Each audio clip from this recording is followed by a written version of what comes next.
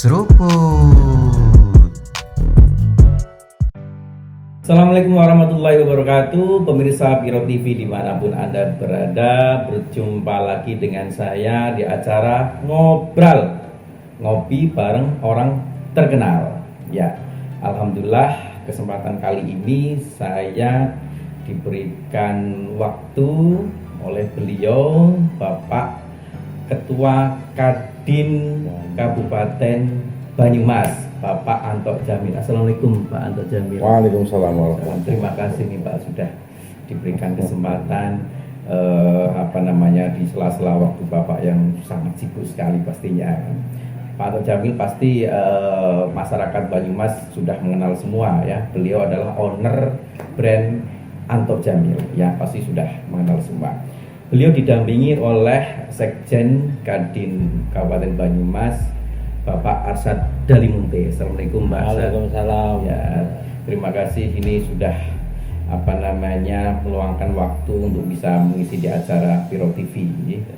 Mudah-mudahan masyarakat Banyumas bisa menyaksikan semua. Nah, pemirsa sekalian, sebelum saya lanjutkan tanya jawab sama beliau-beliau, saya umumkan dulu pemenang giveaway periode sebelumnya. Ini dia. Warahmatullahi wabarakatuh. Selamat malam semuanya. Terima kasih Piro TV yang sudah memberikan informasi dan konten-konten yang sangat bagus, inspiratif dan sangat informatif. Semoga bermanfaat bagi kita semua dan masyarakat luas khususnya. Jangan lupa like, share, komen, dan subscribe pada Piro TV, dan terima kasih atas hadiahnya dari Piro TV.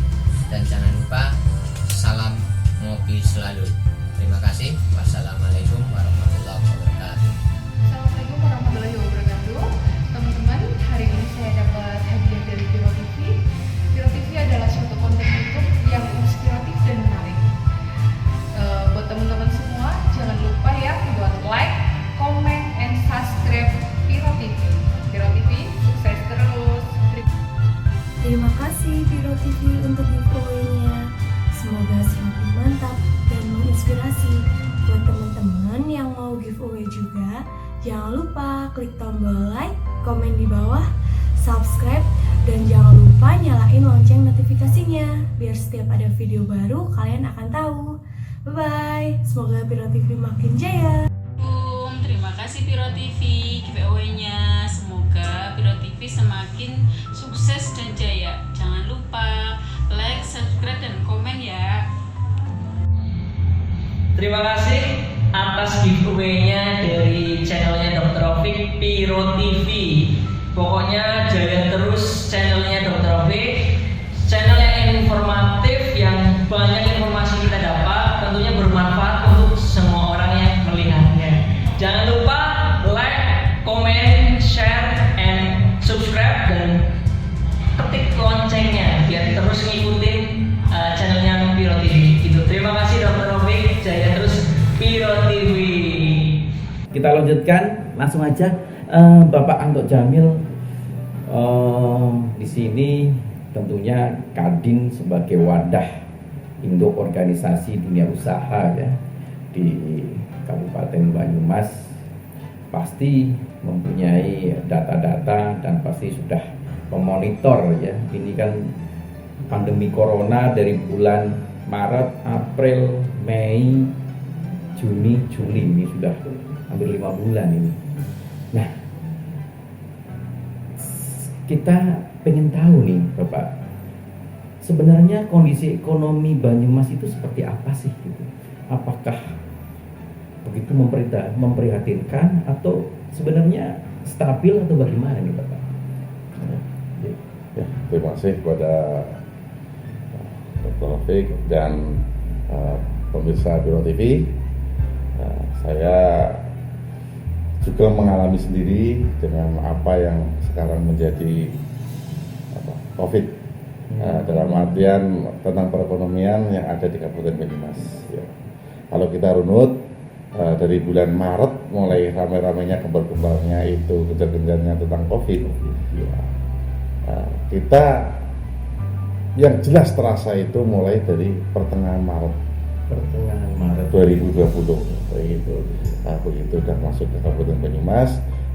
Kebetulan tidak hanya saya dan semuanya itu kita dengan rekan-rekan pengusaha banyak yang sangat sekali merasakan dampak daripada COVID-19.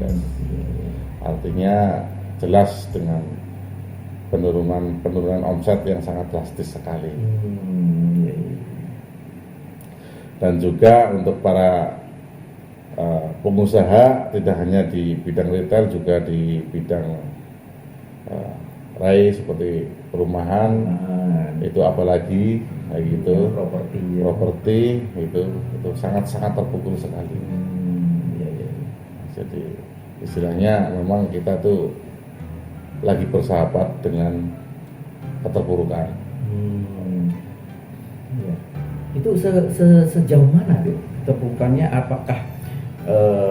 Apakah ada yang sampai kemudian dalam tanda kutip kolaps, kemudian sampai bangkrut, atau hanya sedikit atau ya?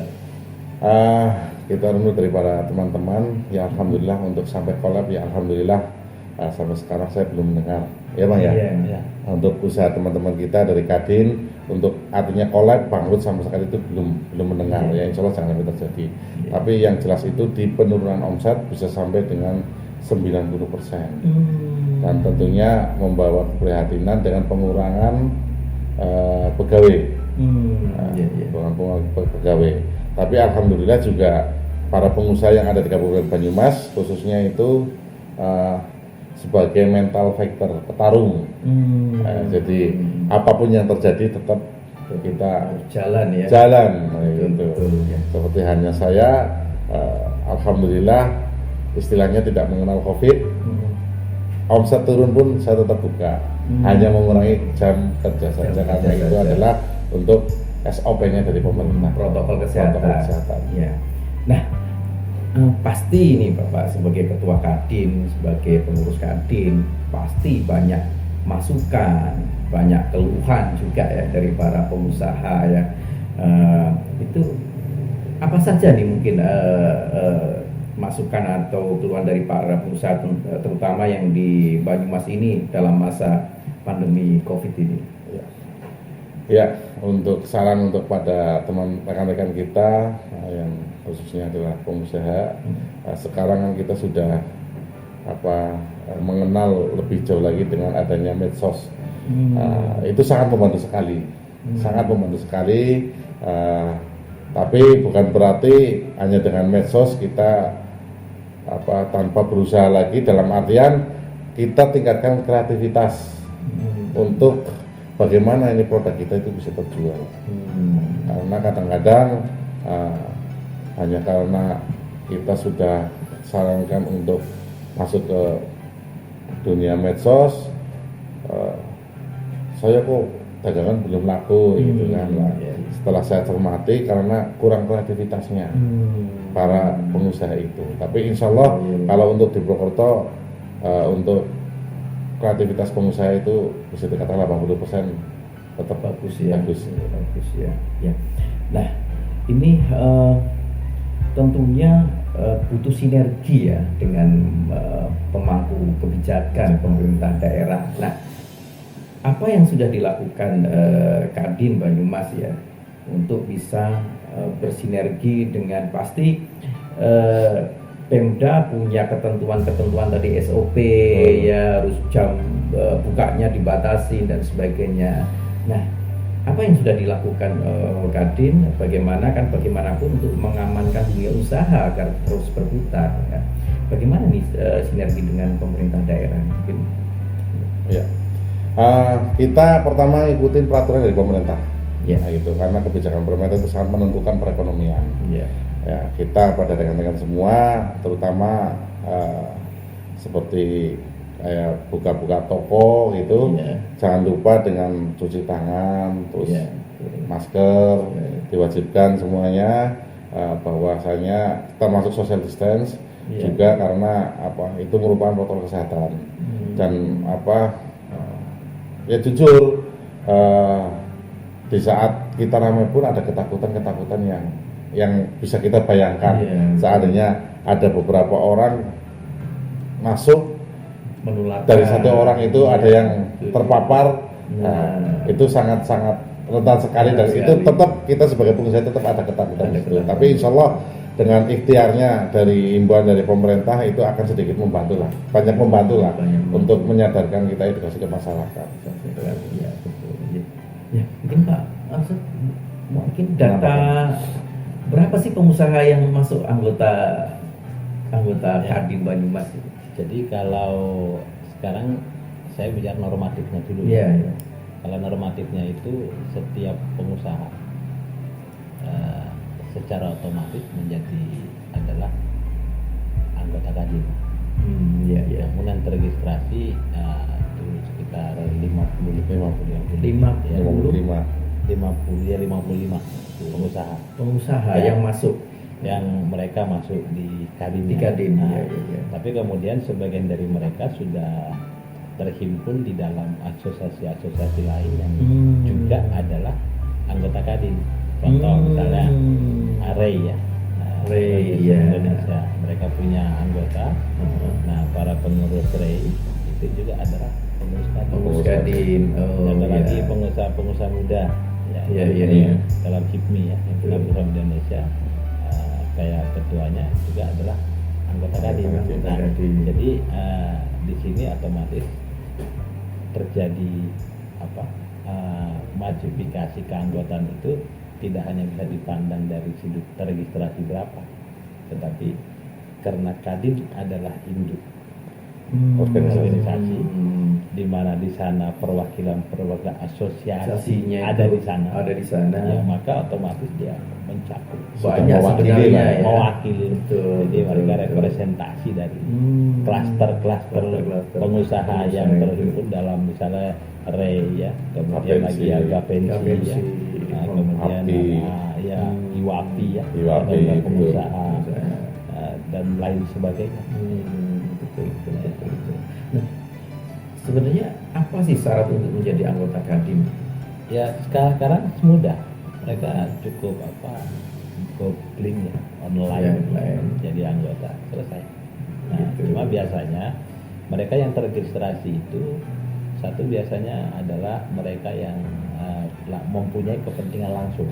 Contoh misalnya mereka mau ekspor harus ada rekomendasi dari Kadin setempat, dan pada usaha-usaha tertentu yang akan perusahaan tertentu yang akan rekanan kepada pemerintah ada yang mensyaratkan untuk rekomendasi dari Kadin. Maka otomatis dengan sendirinya tahapannya dia menjadi anggota Kadin dulu, baru minta rekomendasi.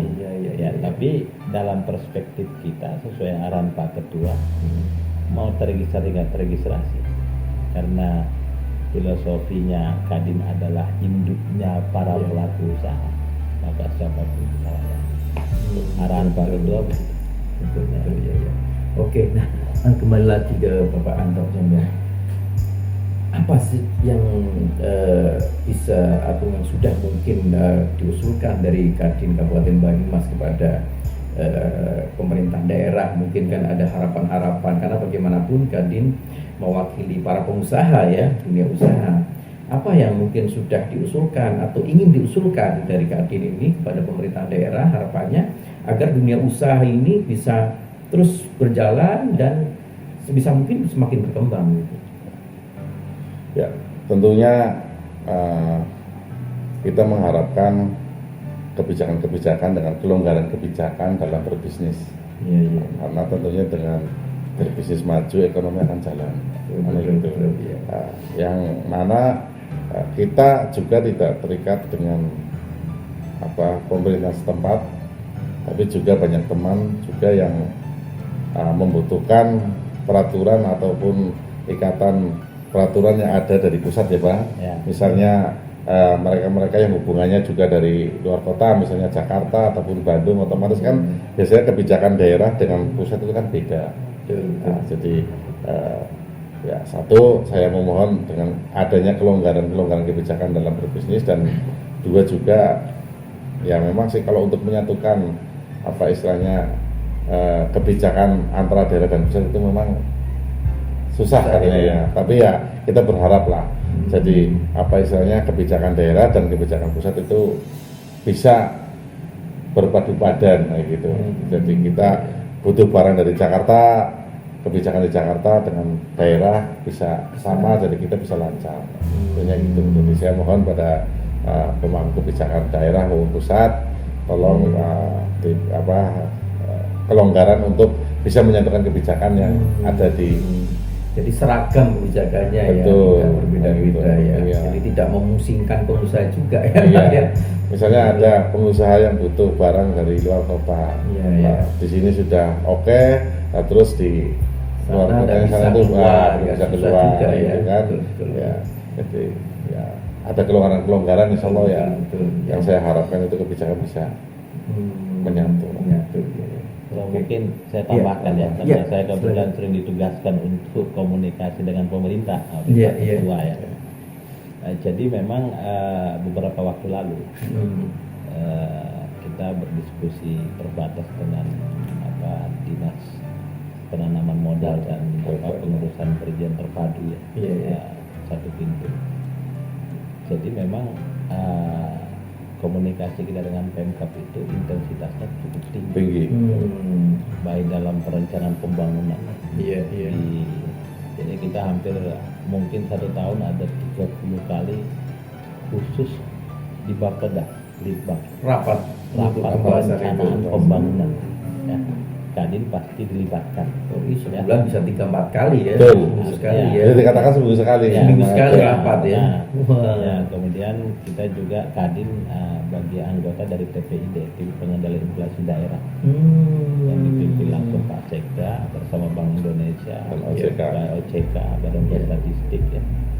Jadi memang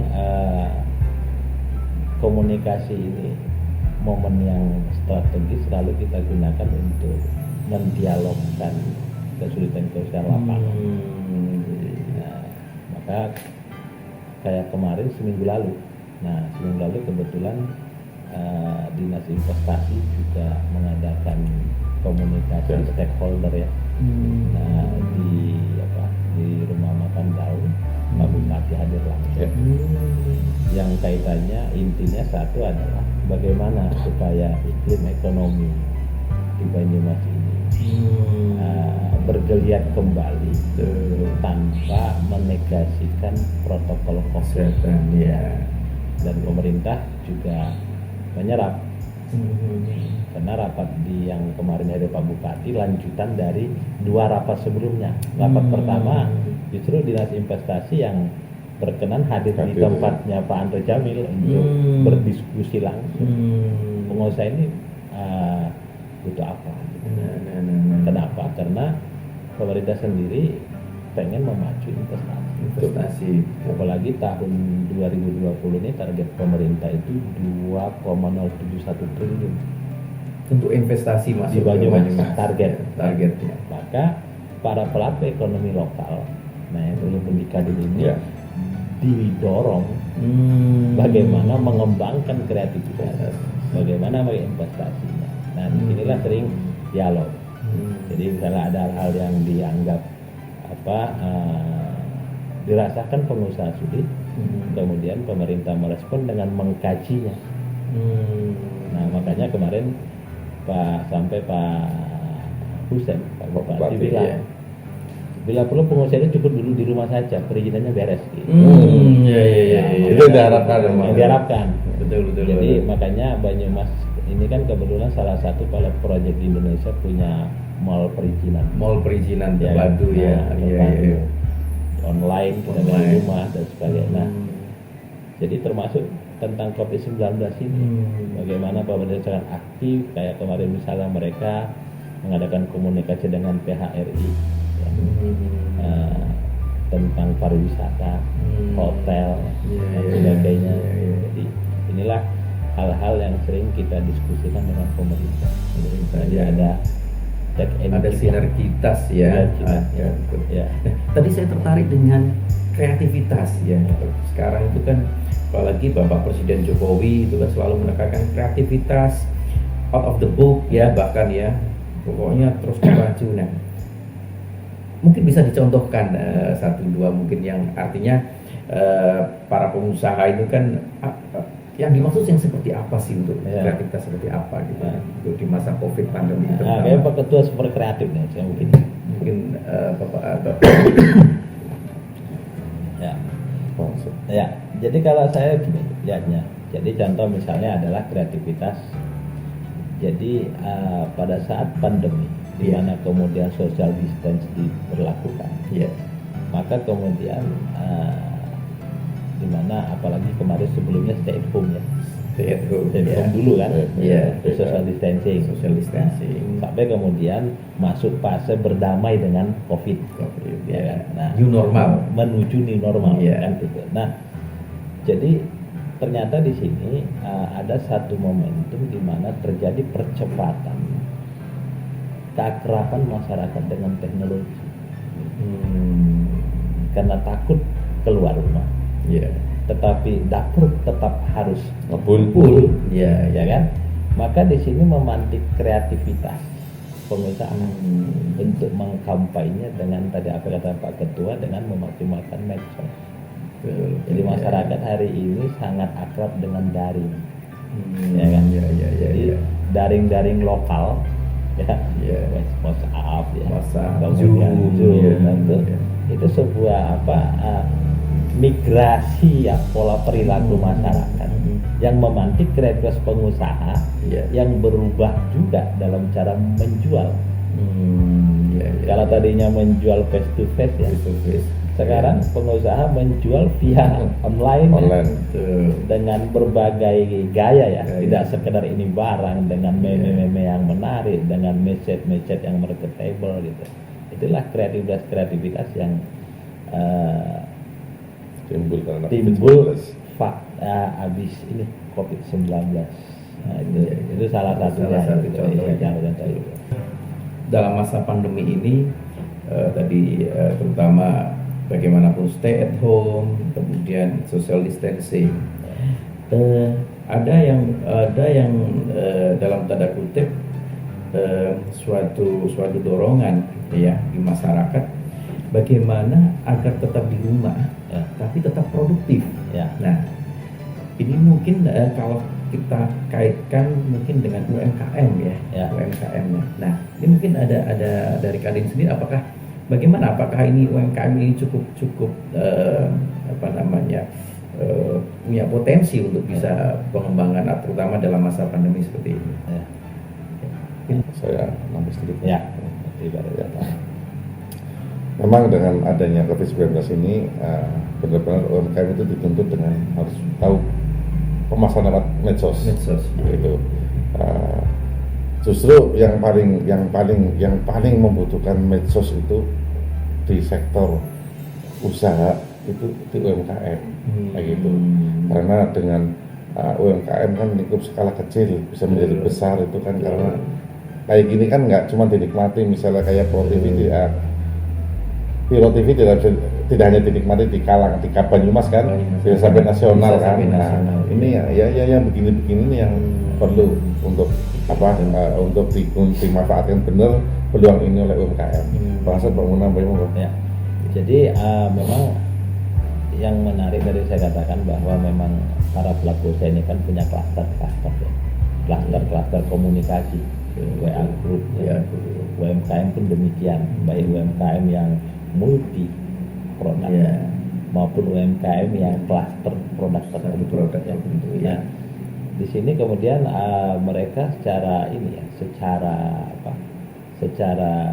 agresif mereka memang saling mendukung, mendorong kreativitas cara dalam menjual. Nah, apalagi hari ini di Banyumas ini ada 60.000 UMKM. 60.000 UMKM. Mereka juga punya forum namanya Forum UMKM.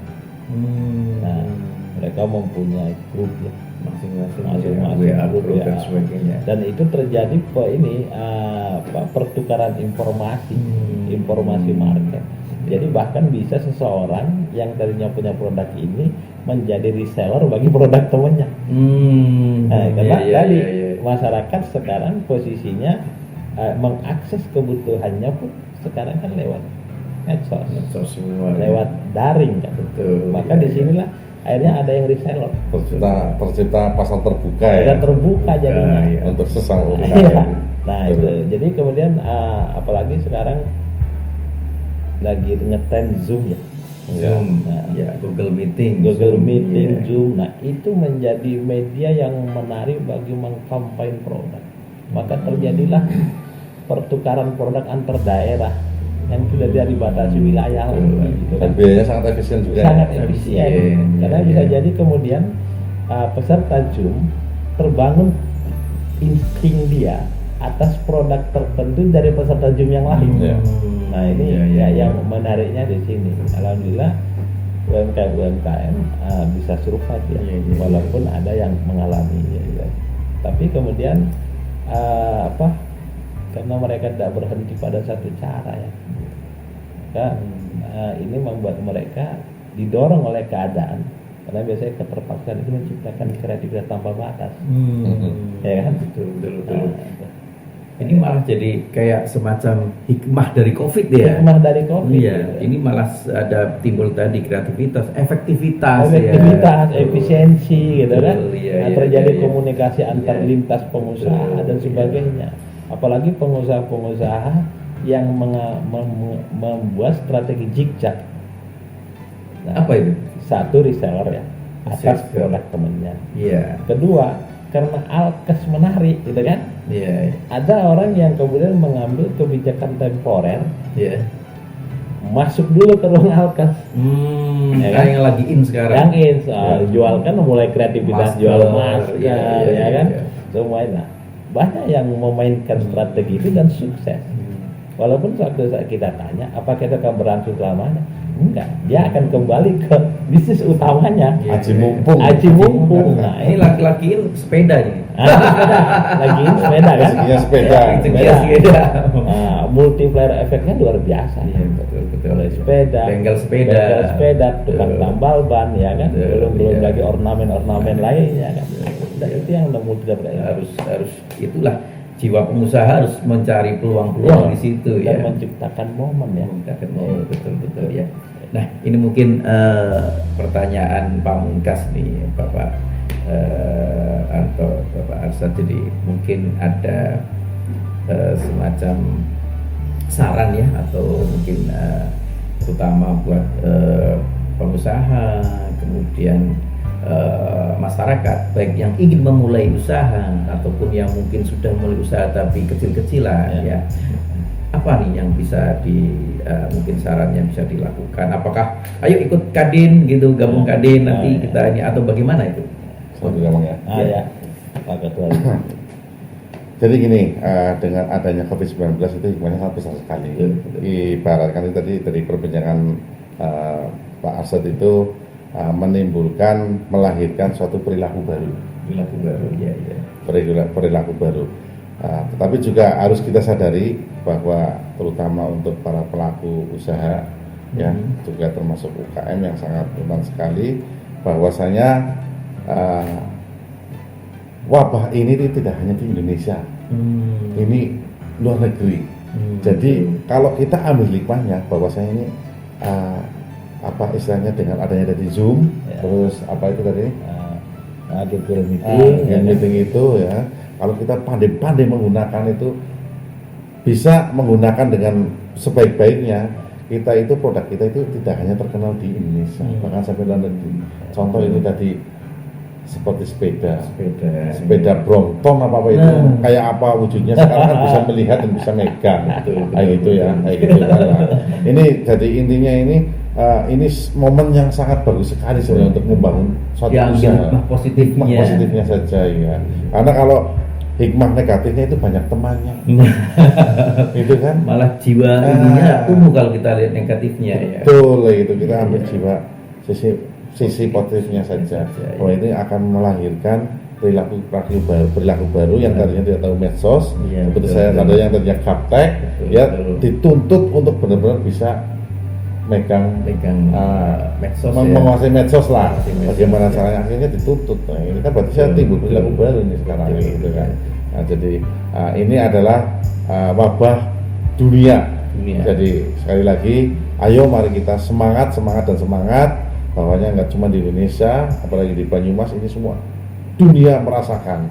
Jadi kita ambil dari sisi positifnya, kita semangat untuk menggunakan, memanfaatkan medsos dengan bijak dan tentunya dengan kreativitas. Pak Asep, monggo. Ya. Nambahin. Jadi kalau saya saran ya, jadi menambah Pak Ketua tadi, saran saya kepada para pelaku usaha, pelaku UMKM, yang pertama adalah betul kata Pak Ketua, kita harus semangat. Pengusaha itu terlahir jadi pejuang, Victor, ya kan? Taruh. Kenyamanan itu tidak datang sendiri, harus Iya. diperjuangkan. Betul, Nah, betul. dan pengusaha sudah terlatih dengan hal itu sejak kelahiran. Nah, oleh karena itu pilihan yang terbaik memang tidak berhenti pada satu cara. Terus itu. Nah, yang kedua itu adalah ini momentum untuk meluaskan relasi, baik melalui medsos maupun organisasi ya. Karena kita tidak hanya mendapat peluang, tapi informasi. Karena bagaimanapun pusat-pusat informasi ini biasanya kan lebih cepat pada organisasi-organisasi ya. Karena memang kayak Kadin mengakses informasi. Contoh sederhana misalnya, bagaimana kemudian pemerintah kemudian membuat kebijakan relaksasi, ya kan? Tentu biasanya di samping media nasional, tapi kan informasi lebih detail itu bisa dijelaskan itu di organisasi-organisasi. Nah, kayak misalnya mulai dari pemerintah relaksasi kredit, kemudian mengakses modal biaya rendah. Nah, ini hal-hal ini yang sebenarnya sangat berguna bagi pelaku UMKM kalau mereka berhimpun dalam organisasi. Keringanan bank dengan bunga yang sangat rendah. Ya, Punya informasi, ya, jaringan ya, yang lebih. karena kayak contoh misalnya seperti ini, Kadin dengan OJK itu teleponnya. Kita berdiskusi gimana dunia usaha, mana ini teman-teman perbankan, ya kan? Maka informasi ini kan sangat berguna bagi betul. para pengusaha. Tapi kalau mereka memilih untuk mengurung diri ya, maka mereka nggak ada. Habis sudah. Habis sudah gitu kan. Mulai dari aspek permodalan, dia punya hutang terbelit karena pikiran dia dengan pola yang sama. Omset tidak ada, mau bayar pakai apa? Padahal ada pakai relaksasi. Kan gitu. Karena tadi tidak dapat informasi. Karena nggak dapat Karena informasi gitu kan. Nah, Iya, kemudian dia dengan berkolaborasi, berkoneksi itu dia akan dapat informasi market, reseller menggunakan strategi zigzag, ya kan. Lebih banyak potensi yang bisa dilakukan. Gitu. Mungkin hari ini produk yang sedang dia produksi tidak menjadi fokus masyarakat karena masyarakat sedang fokus menjaga kesehatannya, karena dia produk sekunder apa tersier ya. Tapi dia bisa menjadi reseller atas produk temannya yang sudah running ya. running. Nah, disinilah enaknya. Makanya saran saya jadi pengusaha harus rajin silaturahmi. Tidak boleh kuper. Tidak boleh kuper. Bukan hanya silaturahmi manual ya, yang mungkin hari ini dibatasi karena social distancing. Tapi sosialisasi virtual. Nah, itu yang lebih efektif. Lebih efisien ya kan. Oke, Jadi berarti saya nambah sedikit dengan COVID-19 ini, kalau kita bisa menciptakan suatu usaha ya dalam masa-masa pandemi ini, insya Allah kalau misalnya jalan dan berkembang, itu nanti akan dimudahkan sekali, akan lebih berkembang lagi apabila nanti COVID-19 sudah berlalu. Berarti lahir dari kesusahan, Kesusahan. nah, menjelang kemudahan lebih mudah lagi karena sudah tahu ilmunya menghadapi itu. Kesusahan. Tapi saya ambil pelajaran dari betul. Pesan saya satu, bijaklah menggunakan medsos. Karena itu juga ada undang-undangnya. Nah, betul. Kadang-kadang IT, Iya. ya. Cyberpolis siap. Oke,